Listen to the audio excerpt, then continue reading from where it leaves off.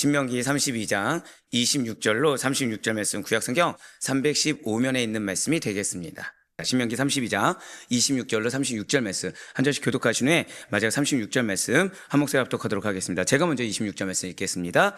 내가 그들을 흩어서 사람들 사이에서 그들에 대한 기억이 끊어지게 하리라 하였으나 혹시 내가 원수를 자극하여 그들의 원수가 잘못 생각할까 걱정하였으니 원수들이 말하기를 우리의 수단이 높으며 여호와가 이 모든 것을 행함이 아니라 할까 염려함이라. 그들은 모략이 없는 민족이라 그들 중에 분별력이 없도다. 만일 그들이 지혜가 있어 이것을 깨달았으면 자기들의 종말을 분별하였으리라. 그들의 반석이 그들을 팔지 아니하였고 여호와께서 그들을 내주지 아니하셨더라면 어찌 하나가 천을 쫓으며 둘이 만을 도망하게 하였으리요. 진실로 그들의 반석이 우리의 반석과 같지 아니하니 우리의 원수들이 스스로 판단하도다. 이는 그들의 포도나무는 소돔의 포도나무요 고모라의 밭의 소산이라 그들의 포도는 독이 든 포도이니 그 송이는 쓰며 그들의 포도주는 뱀의 독이요 독사의 맹독이라. 이것이 내게 쌓여 있고 내 곳간에 봉하여 있지 아니한가.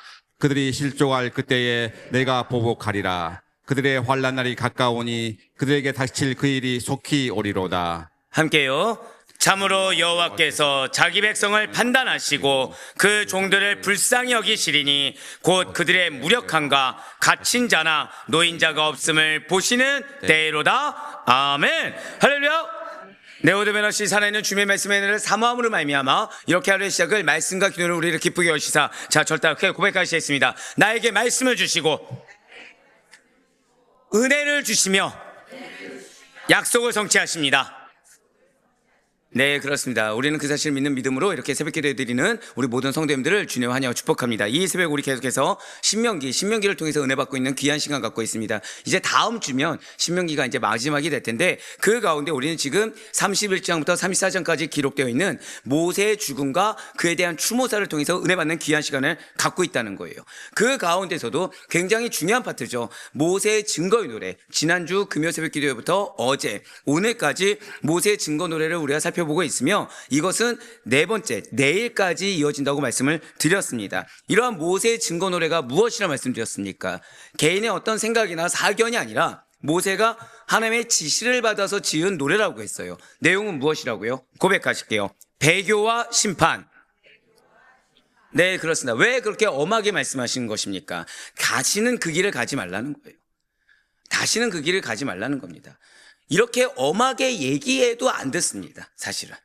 그러니까 만약에 너희 이러면 은혜 받고 이러면 괜찮을 거야 그냥 얘기하고 넘어가게 된다고 한다면, 그래서 인간의 입장에 어떠한 받고자 하는 것만 주게 된다고 한다면 100점 배패할 수밖에 없고 반드시 그들은 그냥 자기 소견에 오를 대로 갈 것이 자명했기 때문에 하나님은 제발 그 길을 가지 말라고 오히려 노래를 불러서 가기까지 너희들은 이렇게 해서 배교하게 될 거고 그에 따라 심판을 받게 될 거야 라는 예언을 주제로 지금 모세의 증거 노래는 구성되어 있다는 것이죠. 그 가운데 오늘 본문이 되는 신명기 32장 15절부터 25절까지의 말씀은 모세의 증거 노래의 세 번째 시간으로서 이스라엘의 징계 도구로 사용된 대적들에 대한 심판을 예언하는 내용입니다. 자, 이전까지는 배교와 심판 전체 주제에서 심판을 누가 받습니까? 이스라엘 백성들이 받죠. 근데 오늘 세 번째는 대적들이 또 심판을 받게 된다는 거예요. 자, 이 안에 어떤 은혜가 담겨 있는가 오늘 한번 말씀 들으시면서 다시 한 번 더 결단하고 도전해서 내 마음 가운데 내 상황 가운데 하나님의 뜻을 행할 수 있는 우리가 되길 간절히 소망합니다. 먼저 신명기 32장 26절과 27절 말씀 한번 보도록 하실게요. 내가 그들을 흩어서 사람들 사이에서 그들에 대한 기억이 끊어지게 하리라 하였으나 혹시 내가 원수를 자극하여 그들의 원수가 잘못 생각할까 걱정하였으니 원수들이 말하기를 우리의 수단이 높으며 여호와가 이 모든 것을 행함이 아니라 할까 염려함이라. 아멘. 자, 지금 하나님께서는 당신을 배반한 이스라엘 백성들을 흩으시고자 하셨어요. 자, 왜입니까?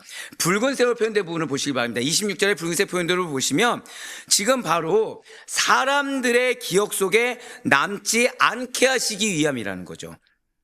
당연히 패역한 이스라엘에게는 이것이 마땅하고 합당한 결정입니다. 왜요? 선한 분이 돼야 됩니까? 악한 분이 돼야 됩니까? 자, 그래서 왜 아까 신앙은 처음이 중요하다 말씀드렸는지 이제 아시겠죠? 그러니까 처음에 좋은 습관을 들이고 좋은 본을 따라가면 좋은 열매를 맺게 됩니다. 그런데 나쁜 습관과 나쁜 본을 보게 된다고 한다면 필연적으로 나쁜 열매 맺게 된다는 거죠. 공동체에서 누룩을 왜 제거하는 것입니까? 사람은 100 중에 하나가 나쁜 본이 있으면 그 하나가 기준되게 됩니다. 하지만 10이면 10 다 좋은 기준이 있다고 한다면 10은 다 좋은 열매 맺게 된다는 거예요. 지금 그 말씀입니다, 사실은. 예, 맞아요. 그런데 중요한 것은, 너무 감사한 것은 하나님께서 패역한 이스라엘에게 아무도 기억 속에 남게 하지는 않으시겠다라는 거예요. 그렇게 하지 않겠다는 것입니다. 그리고 여기에는 이유가 있어요. 이스라엘이 이뻐서입니까? 아니에요. 27절에 붉은색 표현됨을 보시면 그들의 원수가 잘못 생각할까 하여. 즉 이스라엘이 이뻐서가 아니라 원수들, 대적들의 오해를 막고자 하신다는 거죠. 이스라엘에게 내려진 당신의 징계가 바로 이 일로 인해서 이스라엘의 대적들이 이스라엘의 멸망이라는 것이 마치 하나님의 섭리, 계획이 아니라 자신들의 능력처럼 된 것처럼, 자신들의 어떤 탁월함으로 인해 된 것처럼 교만하게 행하여 거룩하신 하나님의 이름을 업신여길 것을 하나님은 염려하셨다는 거예요. 그래서 이스라엘의 죄악에도 불구하고 그들의 죄악이라는 것이 기억조차 사라지는 것이 마땅함에도 불구하고 아주 멸하지는 않으시겠다. 즉 우리말로 하면 뭘 주시겠다는 거예요? 일말의 틈을 남겨주시겠다는 겁니다. 그렇습니다. 지금 그것은 일말의 틈을 남겨준 것이 이스라엘이 잘하기 때문이 아니에요. 이스라엘은 틈조차 없이 멸망당한 것이 마땅하고 사람들의 기억에서, 왜요? 나쁜 본이 되니까 기억에서 없어지는 것이 맞습니다. 그 하나님은 일말의 틈, 기회를 왜 주십니까? 대적들이 오해할까 봐, 대적들이 잘못 생각할까 봐 기회를 주신다는 거죠. 이스라엘의 징계의 도구로 사용된 대적들은 자신들이 지가 하나님의 주관하심에 따라 사용되어진 것을 전혀 모르고 있습니다. 아니 안다고 하더라도 인정하지 않고 있기 때문에 자신들이 믿고 있는 우상들, 그것이 물질이 됐든 건강이 됐든 사람이 됐든 자연만물이 됐든 그 우상들이 그들을 더 잘 보호해 줄 것이라고 착각할 거예요. 그래서 이스라엘을 구원하실 여호와 하나님에 대해서는 함부로 왜곡해서 판단할 위험이 있다는 거죠. 하지만 하나님께서는 이러한 대적들의 오해를 그냥 보아 넘기지 않으신다라는 거예요. 그렇습니다. 분명 하나님께서는 이스라엘을 흩어버리시고 사람들 사이에 아예 기억조차 남지 않게, 아니 나쁜 분이 되면 어떻게 하신구나 보란 듯이 징계를 내리실 수도 있습니다. 설령 그렇게 한다고 할지라도 이에 대해서 이스라엘 대적들은 하나님의 뜻을 오해하고 스스로 교만해져서도 안 된다는 거죠. 왜냐하면 하나님께서는 반드시 이스라엘에 대한 심판을 멈추시고 오히려 대적들을 심판하실 것이기 때문입니다.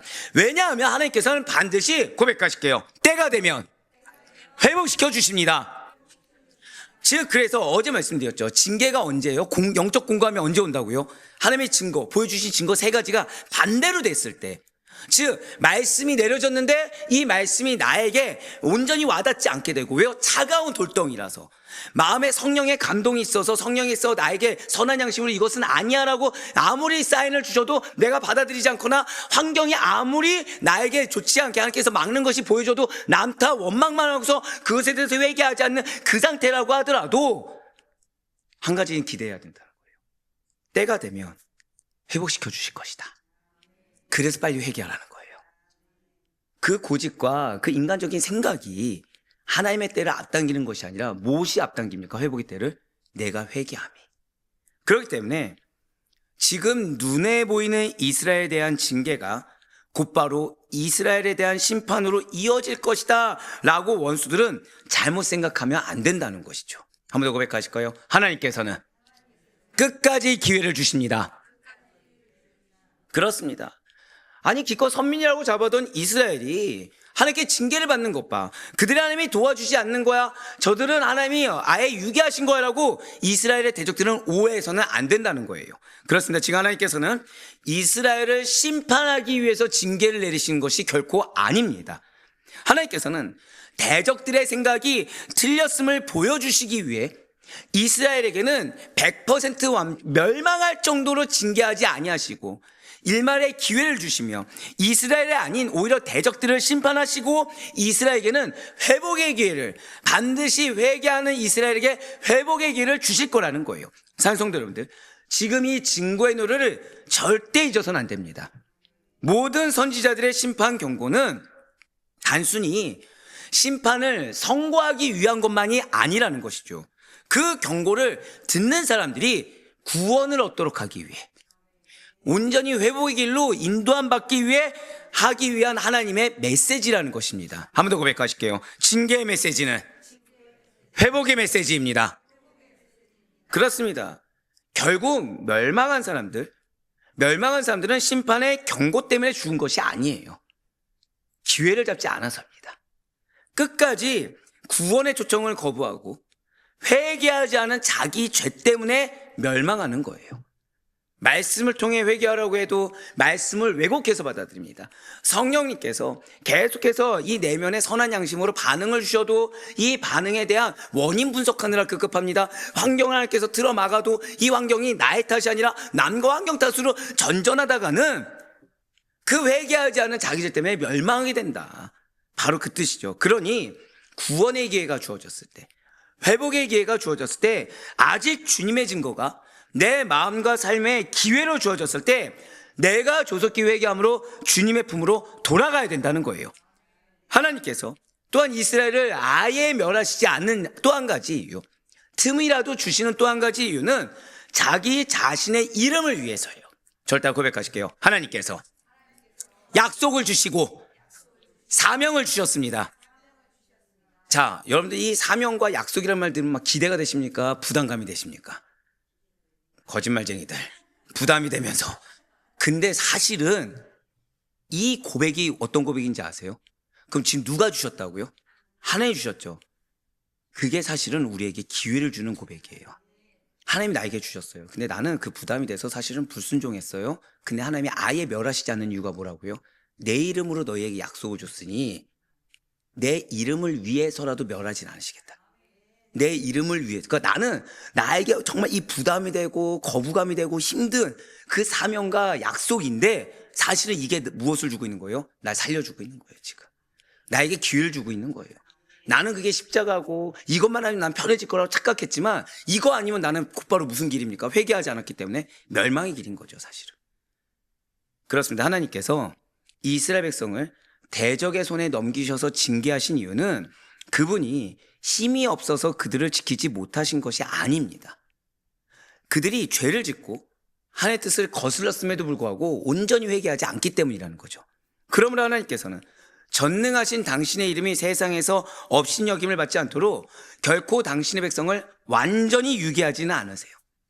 물론 하나님께서는 때때로 당신의 백성을 향해 진멸하겠다라거나 다시는 너의 말을 듣지 않겠다라고 말씀하기도 하십니다. 그러나 그걸 아셔야 돼요. 그것은 하나님의 진심, 즉 본심이 아니라는 것이죠. 이에 대해서 예레미야가 이렇게 고백하고 있어요. 예레미야가 3장 33절 말씀 우리 다 같이 읽겠습니다. 시작. 주께서 인생으로 고생하게 하시며 근심하게 하심은 본심이 아니시로다. 아멘. 네, 그렇습니다. 진실로 하나님께서는 언제나 당신의 백성을 세상의 중심에 두시고 그들을 제사장 나라로 삼아 은혜를 베푸시며 영광을 드러내기를 원하십니다. 다만 그들이 영광을 드러내야 되는데, 즉 선한 본이 되어야 되는데 악한 본, 죄악의 본이 되고 그들이 그래서 말씀을 거역하고 분수종함으로 말미암아 하나님의 뜻과는 전혀 다른 길로 갈 때 아버지가 자녀를 사랑으로 징계하듯이 하나님께서도 그들을 징계하신다는 거예요. 그러나 정해진 징계 시간이 지나면 하나님께서는 결국 그 백성을 다시 품에 안으십니다. 우리 가운데 그럼 징계 시간이 지나니까 알아서 돌아가겠지라고 말할 자가 누가 있겠습니까? 하루속히 징계 시간이 끝나야 되지 않겠습니까? 그래서 징계가 엄중하면 엄중할수록, 그래서 하나님께서 그 세 가지 증거를 엄격하게 내리면 내릴수록 사실 뭐예요? 징계 때를 다 채우지 말고 빨리 회개해서 돌이켜라. 징계 때를 빨리 앞당겨라 하나님의 초청이라는 거예요. 그렇습니다. 설령 그들이 너무나 패역해서 하나님을 잊어버리고 아예 징계를 받다 보니까 이제 믿음 다 필요 없어, 신앙 다 필요 없어, 하나님 나의 말을 듣지 않았잖아, 나는 그러니까 이 신앙생활 따위 다 소용없고 나는 이 길 갈 거야 라고 하더라도 하나님께서는 여전히 그들의 하나님, 그들의 아버지라는 거죠. 그분은 자신의 이름이 욕되게 되는 일을 막기 위해서도 결국에는 그들을 다시 틀어서 다시 구원의 길로 인도하신다는 거예요. 진실로 하나님께서는 어떤 상황에서도 우리를 향한 사랑을 거두지 아니하십니다. 그러므로 사랑하는 성도 여러분들, 혹시 내가 하나님의 징계 가운데 있는 것 같습니까? 혹시 내가 하나님께서 자꾸 나를 무언가 막으시는 것 같고 나를 낭떠러지로 내모시는 것 같습니까? 그로 인해 황망함, 억울함, 속상함 때문에 마음의 즉시로 악을 품어서는 절대 안 돼요. 입술로 범죄해서도 안 됩니다. 지금 하나님의 징계 중에 있다고 하더라도 하나님 보시기에 이미 절망의 늪에 빠져버렸구나, 포기해버렸구나 라고 하나님 앞에 내가 스스로 증명해버려서는 안 된다는 것이죠. 그분께서 고백하실게요. 나의 어떠함 때문에 그러시는가? 그걸 기억하셔야 돼요. 누구 때문이 아닙니다. 나의 어떠함 때문에 지금 자꾸 말씀을 주시고 이 마음 가운데 이거를 해소시켜 주지 않으시며 상황을 그렇게 인도하고 막으시는가를 분별할 수 있어야 된다는 거예요. 나의 어떠함 때문에 그러는가를 영적 경각심을 갖고 분별해야 된다는 거죠. 그리고 하나님 안에서 나를 향한 온전한 회복의 때를 조속히 맞이할 수 있는 여러분과 제가 되길 간절히 소망합니다.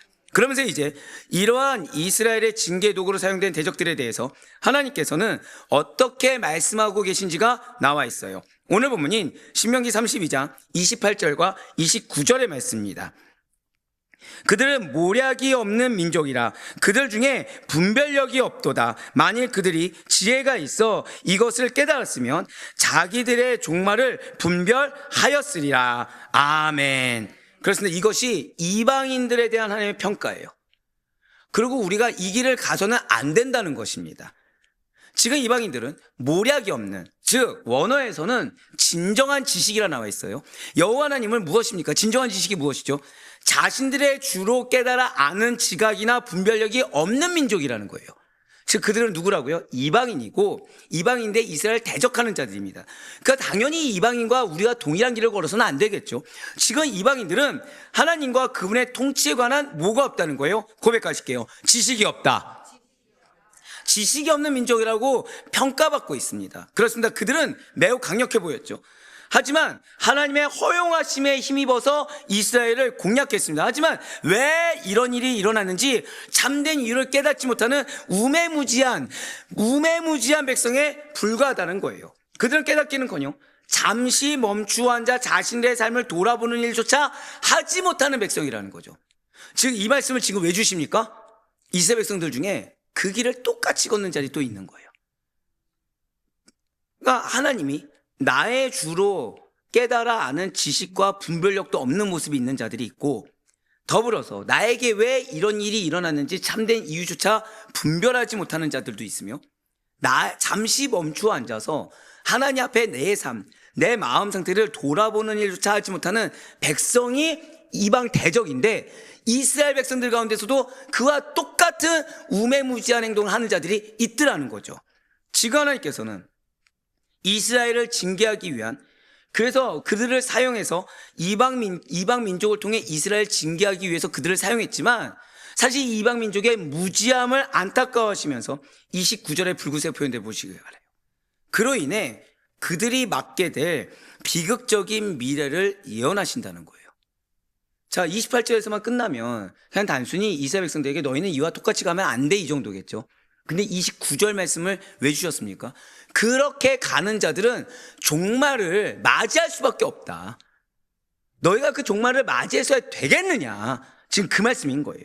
진실로 그들은 어리석게도 여호와를 경외하는 것이 지혜의 시작임을 알지 못했습니다. 그렇습니다. 하나님을 떠난 사람은 참된 지혜를 떠난 사람입니다. 그리고 참된 지혜를 잃은 사람은 자신의 지금 이 언행과 삶의 행태의 결말, 그 마지막이 어떻게 될지도 모르는 채 그저 세상 속에서 방황하다가 결국에는 멸망의 길, 종말의 길을 갈 수밖에 없다는 사실을 우리는 절대 잊지 말아야 된다는 거예요. 우리는 나쁜 본을 본받고 나쁜 본이 되는 자를 기준 삼는 자들이 결코 아닙니다. 우리는 그걸 보고서 타산지석 삼아 빨리 회개하고 돌이켜서 회복의 때, 은혜의 때를 맞이하는 자들이지 똑같이 종말의 길을 걸어가는 자들이 아니라는 거예요. 그래서 이어지는 신명기 32장 30절부터 35절까지의 말씀에서도 이러한 대적들의 심판 예언이 계속해서 주고 있는 것입니다. 결국 이것은 무엇입니까? 본받지 말라는 거예요. 그들과 동일한 길을 가지 말라는 거예요.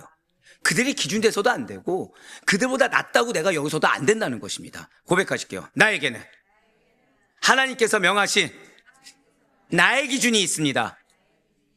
그렇습니다. 30절부터 35절까지의 말씀입니다. 그들의 반석이 그들을 팔지 아니하였고 여호와께서 그들을 내주지 아니하셨더라면 어찌 하나가 천을 쫓으며 둘이 만을 도망하게 하였으리요. 진실로 그들의 반석이 우리의 반석과 같지 아니하니 우리의 원수들이 스스로 판단하도다. 이는 그들의 포도나무는 소돔의 포도나무요 고모라의 밭의 소산이라. 그들의 포도는 독이 든 포도이니 그 송이는 쓰며 그들의 포도주는 뱀의 독이요 독사의 맹독이라. 이것이 내게 쌓여있고 내 곳간에 봉하여 있지 아니한가. 그들이 실족할 그때 내가 보복하리라. 그들의 환난 날이 가까우니 그들에게 닥칠 그 일이 속히 오리로다. 아멘. 그렇습니다. 그러니까 이스라엘 백성들 중에서는 서로가 서로를 비교했을까요, 안 했을까요? 했다는 거죠. 누구보다 낫다. 근데 결국 누구보다 낫다 하니까 그 기준이 점점 어디까지 가요? 지금 이 당시 때는 남유다죠. 남유다 시대죠. 남유다 시대 때 동일한 길을 걷지 않습니까? 그러니까 이방 민족들, 뭐 바알, 아세라 신상 섬기는보다 누가 더 그렇게 보여요? 자신들이 더 그렇게 보이는 거예요. 아수르 민족보다, 바벨론 민족보다 누가 더 나아 보여요? 내가 더 나아 보이는 거예요. 근데 그들은 비교 대상입니까? 멸망할 대상입니까? 멸망할 대상이죠. 그래서 또 강조해주고 있는 겁니다. 자, 30절과 31절에 녹색으로 표현된 그들의 반석, 그들의 반석은 이방 나라들이 섬기는 우상을 가리키는 것입니다. 그리고 붉은색으로 표현된 우리의 반석은 이스라엘의 하나님이시라는 거죠. 즉 만약에 우리의 반석 대신 하나님께서 주권적으로 역사하지 않으셨다고 한다면 이스라엘 백성들 1000명이 이방인 1명에, 자 1000명이 많습니까? 1명이 많습니까? 1000명이 많죠. 이스라엘, 지금 이 말씀이 그거예요. 이스라엘 백성들 1000명이 이방인 1명에, 이스라엘 백성들 10,000명이 이방인 2명에게 쫓긴 일은 없었을 것이다. 즉 너의 삶 가운데 왜 상식적으로 이해 안 되는 일이 왜 발생했겠냐? 하나님께서 주권적으로 역사하신 것이다. 자, 콩 심은데 뭐가 나야 되죠? 콩이 나야 되죠. 팥 심은데 뭐가 나야 돼요? 팥이 나야 됩니다. 내가 10시간을 일했어요. 그럼 뭐만큼의 결과가 나야 되죠? 10시간 일한 만큼의 결과가 와야죠. 근데 10시간 일한 만큼의 결과가 오지 않았습니다. 그럼 상식적입니까? 비상식적입니까? 그 지금 뭐라고 말씀하신 거예요? 그 일이 왜 발생했는지 생각해 보라는 거예요. 하나님 주권적으로 역사하신 거 아니냐는 거예요. 내가 재수 없는 것도 아니고 내가 지금 환경이 어려워서도 아니고 아무리, 자, 환경이 크십니까? 하나님 크십니까? 하나님 크시죠. 근데 이스라엘 백성들 지금 뭐라고 하는 거예요? 지금 어쩌다가 우리가 이런 일이 발생했는가? 지금 군사 장관, 군대 장관이 문제가 아닌가? 왕이 문제가 아닌가? 이러고 있는 거예요. 이방인 1명이 이스라엘 1000명을 내쫓았는데 누구의 문제입니까? 아니면은 뭔가 인간의 상식을 뛰어넘어선 신적 존재가 개입한 겁니까?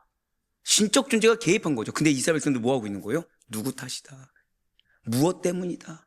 이러라고 인정을 하지 않는 거예요. 지금 그래서 말씀하신 거예요. 분명 대적들은 비록 하나님과 그분의 통치에 대해 지식이 없는 무지한 자들이 맞습니다. 하지만 지금 무슨 말씀입니까?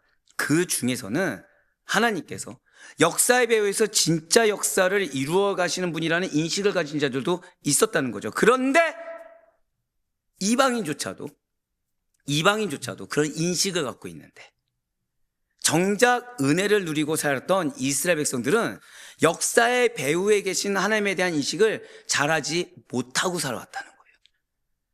이방인조차 하나님의 능력을 아는데, 그래서 그들이 이스라엘을 뭐라고 비웃은 거예요? 너희의 신이 너희 버린 거 아니냐? 그겁니다. 즉 이방인조차 너희의 신이 너희가 버렸으니까 우리 2명이 너희 10,000명을 쫓고 우리 한 명이 너희 1000명을 쫓은 거 아니냐? 근데 정작 하나님의 은혜를 누리던 이스라엘 백성들 뭐 했다고요? 군대 장관 탓 아니야? 왕 탓 아니야? 뭐 때문이 아니야? 지금 뭐만 빼고 있어요? 내 잘못만 빼고 남의 잘못만을 지금 얘기하고 있는 거예요. 멸망당할 이방인조차도 너희 하나님이 너희 버렸잖아 라고 하나님을 인식하고 있는데, 맞습니다.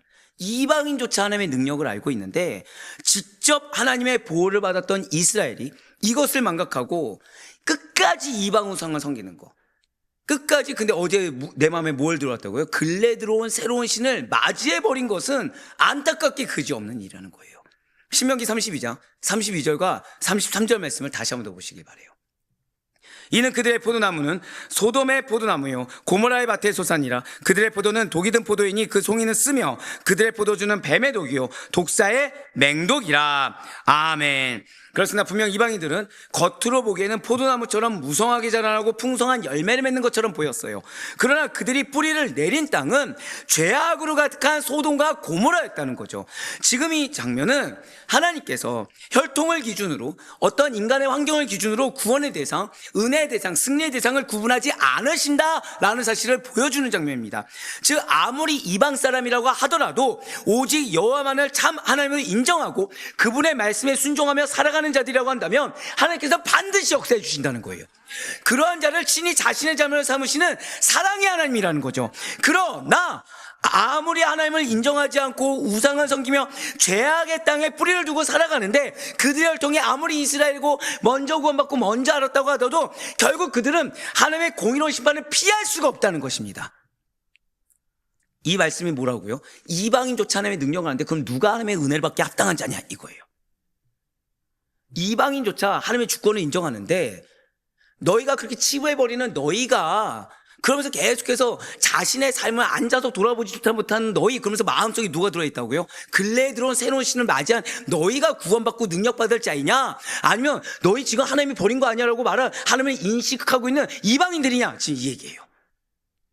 진실로 하나님을 떠난 자들의 삶은 거짓된 우상 숭배로 가득 차 있으며 그들의 행위는 악할 수밖에 없습니다. 그리고 그러한 악함은 결국에는 스스로의 멸망을 불러오는 결과로. 자, 근데 오늘 말씀드렸듯이 하나님은 틈을 주십니까? 안 주십니까? 틈을 주신다고 그랬죠. 기회를 주신다고 그랬죠. 근데 그 기회마저 저버린다는 거예요. 스스로 멸망을 불러오는 결과로 이어지게 된다는 거죠. 즉 본문은 이러한 진리를, 지금 이 32절 33절은 히브리인들에게 매우 친숙한 포도의 비유를 통해서 설득력 있게 전해주고 있습니다. 즉 32절 33절을 보는 이스라엘 백성들은 이 말씀이 이해 안 되는 말씀일까요? 확 와닿을까요? 확 와닿을 수밖에 없다는 거죠. 33절에 그들의 포도주, 붉은색 포인된 부분을 보시면 그들의 포도주가 상징하는 의미를 지금 밝혀주고 있어요. 무엇입니까? 소돔과 고모라처럼 사악한 땅에 뿌리 내린 포도에서 나온 포도주는 사람의 생명을 살리는 것이 아니라 오히려 죽이는 독이다. 즉 우리가 주례에 들었던 생명의 열매를 맺어야 되는데 무슨 열매를 맺게 된다는 거예요? 사망의 열매를 맺게 되는 것이다. 이것은 곧 하나님께서 이스라엘을 징계하기 위해 사용하신 이방 민족들은 그 한계를 넘어서서 잔혹하게 이스라엘을 압제하는 죄로 인해, 즉 하나님을 분명히 인식해서 그렇게 비웃었습니다. 근데 그들은 결국에는 하나님을 끝까지 믿는 자로 남았습니까? 하나님의 허락한 허용치를 넘어서게 됩니까? 넘어서서 결국엔 하나님의 심판을 받아 멸망하게 될 거다라는 것을 예고하고 있다는 거죠. 즉 하나님께서는 계속해서 징계의 말씀을 주시고 쓰디쓴 메시지를 주시면서 계속해서 그 와중에도 위로해 주고 계시다는 거예요. 실제로 북이스라엘을 멸망시킨 아수르는 혼혈 정책을 통해 이스라엘의 민족성과 신앙의 정체성을 무너뜨려 버립니다. 남유다를 멸망시킨 바벨론 역시도 마찬가지죠. 예루살렘 성전을 파괴하고 히브리인들을 본토에서 강제로 이주시켜 그들의 신앙과 정체성을 없애려고 했다는 거예요. 고백하실까요? 사단의 공격은 신앙과 정체성을 없애는 것입니다. 그래서 우리가 어느 상황에서도 나의 그리스도인이라는 정체성, 사명 있는 자의 정체성, 이거를 되새겨보는 것이 중요한 이유가 사단의 궁극적인 목표는 나의 정체성을 모호하게 만들거나 나의 정체성이 잃어버린 것처럼 세상 속에 속한 자처럼 계속해서 우리를 몰아가기 때문이라는 거죠. 이런 행위들은 방금 전에 33절에 봤던 뱀과 독사로 비유된 악독함과 동일하다는 거예요. 하지만 결국에는 한때 세상을 지배하던 아수르와 바벨론 역시 하나님의 백성을 과도하게 억압한 죄로 인해 하나님의 공의로운 심판을 받아 멸망할 수밖에 없었습니다.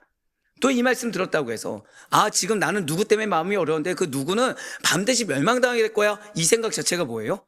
이 생각 자체가 지금 하나님이 나에게 나의 어떠함 때문에 지금 이 징계와 이 말씀을 주셨는지를 모르는 우매무지한 자, 목매무지한 자에 불과하다는 걸 또 증거하는 거죠. 회복의 때가 어떻게 되는 거예요? 멀어지게 되는 거죠. 이러한 대적들의 운명과는 달리 하나님께서는 회개한 이스라엘을 다시 회복시키시사 당신의 자녀를 받아야 할 변호를 받게 하시며 끝내 구원해 주실 것입니다. 그러니 내 마음 상태보다도 나의 회개함을 통해 반드시 회복시켜 주실 거라는 소망을 가지고 나아가야 된다는 거예요. 즉 소망을 가지고 나아가는 자는 어떤 자예요? 이미 나를 먼저 하나님 앞에 거룩하게 내어 드리는 자입니다. 우리가 소망을 갖지 못하는 것은 아직 내 마음이 근래 들어온 새로운 신들로 가득 차 있구나, 차가운 돌덩이가 내려앉아 있구나, 이거는 소망이 나에게 없다는 것을 내가 스스로 증명한 거구나, 고백하는 것과 동일하다는 거죠. 우리는 그런데 그래서는 안 된다, 이방인들과 동일한 길을 걸어서는 안 된다고 지금 하나님은 계속해서 말씀하고 계시다는 거예요. 이제 마지막으로 오늘 본문인 신명기 32장 36절 말씀 보도록 하시겠습니다. 참으로 여호와께서 자기 백성을 판단하시고 그 종들을 불쌍히 여기시리니 곧 그들의 무력함과 갇힌 자나 노인 자가 없음을 보시는 때로다. 아멘. 지금 여호와께서 보시는 이스라엘 모습은 대적들의 압제 아래 이제 완전히 지쳐서 힘을 잃은 백성의 모습입니다. 즉 원망도 안 나오는 거예요.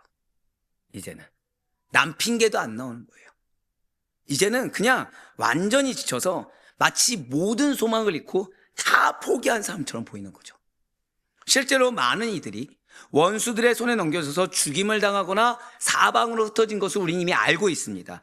그러나 바로 그처럼 인간의 눈으로는 아무런 희망이 보이지 않는 그 순간에, 포기하는 것이 이상하지 않는 그 순간에, 절망하는 것이 이상하지 않는 그 순간에, 흔한 말로 원망과 탓조차도 안 나오고 그냥 자포자기 상태가 된 것이 이상하지 않는 그 순간에 하나님께서는 당신의 백성을 위해 일어나시고, 그러니까 아이러니하죠. 남 탓도 안 해요, 원망도 안 해요. 지금 내 안에 내가 있습니까 없습니까? 내가 없는 상태가 된 거예요. 그때 하나님은 일어나신다는 거예요. 그때 하나님은 그들을 변호하시며 구원의 손길을 내미실 것이다. 결국 이 하나님의 구원의 손길을 빨리 받기 위해서는 지금 뭐가 없어야 돼요? 내가 없어야 되는 거예요. 그러니까 지금 하나님이 묻고 계신 거죠. 환경으로 강압적으로 너희가 그 상태가 된 것이 원하느냐, 아니면 지금 빨리 돌이킬 것이냐. 모세의 증거 노래를 듣고서 그때가 돼서 하나님의 역사 보지 말고 지금 빨리 그나마 기력이 남아있을 때 돌이키는 것이 너희에게 희망이 되지 않겠느냐, 이거예요. 바로 여기서, 죄송하지만 마지막 절 다시 한번 더 보여주세요. 바로 여기서 우리는 지가 하나님께서 오늘 이 본문을 통해, 오늘 전체 말씀을 통해 우리가 무엇을 깨닫기를 원하신지를 너무 잘 알 수 있다는 겁니다. 바로 고백하실게요. 하나님의 은혜가 언제 임하는가, 이거를 깊이 깨닫고 교훈받기를 원하신다는 거예요. 그것은 바로 내가 정말로 없을 때, 저렇게는 내가 연약할 때, 이제는 힘이 다해서 어떠한 방법도 없고 아무런 해결책도 보이지 않으며 더 이상 스스로는 아무것도 할 수 없다고 느낄 때, 이제 정말 내 의가 아무것도 없을 때, 그때 주님은 역사하신다는 거예요. 그래서 하나님이 하라고 한 거 할 때, 내가 하고 싶은 거 하는 것이 아니라, 지금 내 입에서 원망 나온 것도 누가 살아있는 거예요? 내가 살아있는 겁니다. 여전히 군대 장관이 문제다, 왕이 문제다 라고 얘기하는 것 자체가 아직 기력이 남아있는 겁니다. 내가 아멘조차 나오지 않는 게 아니라 의지적으로 아멘 안 하는 거, 지금 방금 뭐라 그랬어요? 의지적으로 아멘 안, 실제 이스라엘 백성들이 했다니까요. 하나님 나 안 도와줄까? 그럼 그 아멘은 어디 가서 했어요? 바알 가서 했습니다. 아셀한테 가서 했어요. 역시 뭐가 남아있는 거예요? 의지가 남아있는 거죠. 그 아수를 통해서 다 쳐버리시잖아요. 그 아수를 통해서 쳤더니 정신 차렸습니까? 여전히 또 다른 우상 섬깁니까? 근래 들어온 새로운 신. 그러니까 이제는 뭘로 무너져요? 바벨론. 아예 흩어버리셨죠. 그건 낙심한 거예요. 눈에 힘이 하나도 없는 겁니다. 근데 그때 역사하셨어요. 분명 주님은 사도 바울에게 이렇게 말씀하셨죠. 지금 9절 말씀, 고린도서 12장 9절 말씀 보시길 바라요. 붉은색 표현된 부분 보시길 바랍니다. 내 은혜가 내게 족하도다. 근데 내 능력이 어디서 온전해진다고요? 약한 데서 온전해짐이라. 사단은 여러분들이 예를 들어서 자 부부싸움을 합니다. 뭐 하신 적이 없겠지만 근데 뭐가 올라오죠? 어떻게 하십니까? 한 적이 없다면서. 자존심이 왜 올라오죠? 내가 진 것 같은 거예요. 억울함이 왜 올라오죠? 내가 진 것 같은 거예요. 근데 그때가 역사할 것이냐 내가 징계 받냐 갈림길입니다. 나는 내 배우자 때문에 억울해서 막 쏘아붙였어요. 그럼 나는 지금 아직 기력이 있는 거예요 없는 거예요? 기력이 있는 거죠. 난 억울하고 자존심 상하는데 할 말 없고 분해요. 근데 내가 뭐라 할 수 있는 능력이 없어요. 그러니까 낙심해서 그냥 기도밖에 나온 것이 없어요. 그때 누구에게 역사하시는 거예요? 나에게 역사하시는 거예요. 많이 당하셨군요. 근데 지금 부부가 같이 아멘하면 누가 가해자입니까 지금? 네네. 지금 그거예요. 우리의 연약함 속에서 고백하실게요. 나를 연약하게 하실 때는 이유가 있습니다. 나를 연약하게 하실 땐 이유가 있는데 사단은 그 순간에 자존심을 건드리죠. 사단은 그 순간에 감정을 건드리죠. 그래서 두 분류로 나누게 하죠. 아예 차가운 돌덩이가 되게 하든가 안에 아무런 감정 없이 아니면 화라산같이 내가 폭발하게 하든가 둘 다 틀렸다는 거죠. 둘 다. 하나님이 나로 하여금 듣게 하실 땐 이유가 있다니까요. 맞이하게 할 땐 이유가 있는 겁니다. 무슨 이유예요? 고백하실게요. 나에게 능력과 은혜를 주길 원하십니다. 바로 그거예요. 우리의 연약함 속에 하나님의 능력과 은혜가 가장 온전하게 드러납니다. 그 순간 나를 인정해야 돼요. 아, 내가 하나님이 하라고 한 걸 하기 싫어하는군요. 내가 순종하는 걸 하기 싫어하는군요. 나는 내가 하고 싶은 거를 이런저런 핑계대서 내 배우자의 희생 위에 다른 누군가의 희생 위에 그걸 하고 싶어 하는군요. 고백해야 돼요. 지금 이스라엘 백성들 왜 군대 장관 탓합니까? 전쟁에 승리는 하고 싶죠. 근데 나에게 능력이 있어요 없어요? 능력 없어요. 근데 죄 인정합니까 안 합니까? 죄 인정 안 해요. 그러니까 승리를 하고 싶은데 내가 승리를 누리지 못하는 것이 서러운 겁니다. 누구 탓해요? 군대 장관 탓하고 왕을 탓하는 거죠. 결국 그것이 또 다른 징계를 불러일으킨다는 걸 모른 채 그러니까 그들이 흩어져서 기력이 빠질 때까지 계속해서 뭐만 하고 있습니까? 슬피우며 이만 가는 거죠. 분명 우리는 우리 스스로가 너무나도 연약하고 지쳐있을 때 때로는 아무것도 할 수 없다고 느끼고 좌절할 때가 있습니다. 그때 사단은 여러분들에게 내가 이런 처지에 대할 사람이 아닌데 누구 때문에 그랬어라는 생각과 감정을 불러일으킬 거예요. 하지만 기억하셔야 돼요. 바로 그 순간이 하나님의 은혜를 기대할 수 있는 가장 적절한 때입니다. 내 감정과 내 생각 내려놓잖아요. 그리고 그냥 순종하고 인정하잖아요. 그 순간이 가장 적절할 때예요. 그리고 이러한 연약함과 어려운 가운데 하나님의 능력이 고백하실게요. 나의 믿음을 통해 나의 순종을 통해 어떻게 드러날 것인지를 기대하시며 믿음을 굳건히 할 수 있는 우리 모두가 되길 간절히 소망합니다. 사랑하는 아데포의 성도 여러분들, 분명 우리는 역사 속에서 또한 우리의 신앙의 여정 속에서 연약하고 침체된 가운데 하나님의 은혜로 말미암아 새 힘을 얻고 다시 도전하며 일어나는 사람들을 수도 없이 많이 보아왔습니다. 그러한 우리의 연약함은 결코 절망이 아니에요. 그러한 우리의 연약함은 좌절도 아닙니다. 억울해하며 분노할 만한 영의 것도 결코 아니에요. 가슴을 차갑게 하며 내 것을 옹고집을 부릴 때도 아닙니다. 오히려 한 번 더 고백하실게요. 하나님의 은혜가 시작된 자리, 한 번 더요. 하나님의 능력이 드러나는 자리,